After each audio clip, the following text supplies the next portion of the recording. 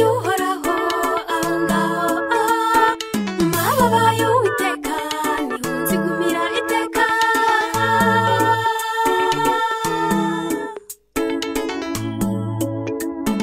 Umwami Yesu arankunda azahora nzirikana, nawe imiyaga yahuha azahora amakunesha.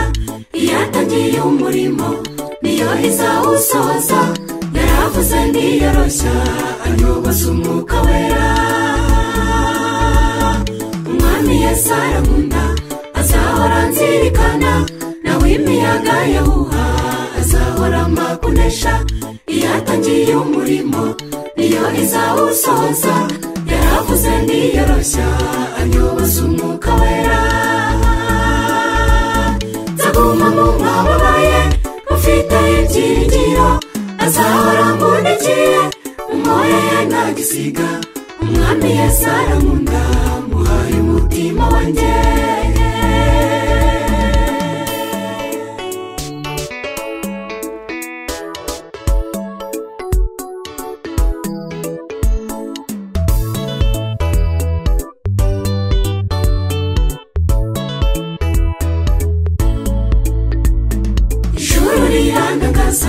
Iyo mfukamye riraza, umwijima urahunga, izuba rigasusurutsa.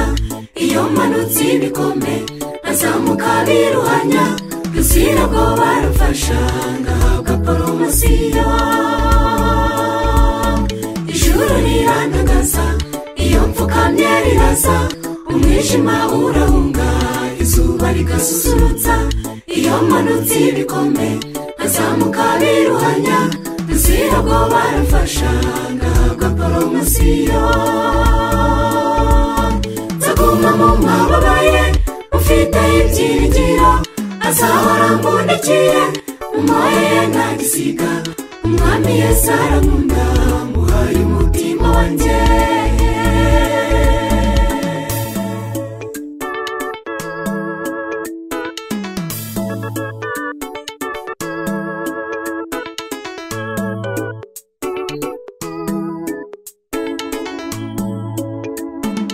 Mababa yuhoraho aho ngaho, mababa y'Uwiteka niho nzigumira iteka.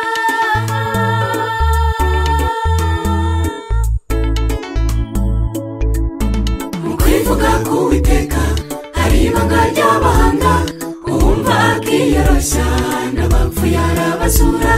Impeshyi irakanyaga amababa agahunguka, ariko imvura nigwa igiti kizatoha. Mu kwivuga k'Uwiteka hari ibanga ry'abahanga, uwumva akiyoroshya n'abapfuye arabazura.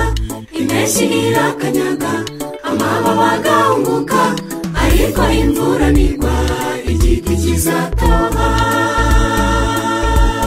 Nzaguma mu mababa ye ufite ibyiringiro, azahora ambundikiye umoya ye ntagisiga. Umwami Yesu arankunda muhaye umutima wanjye.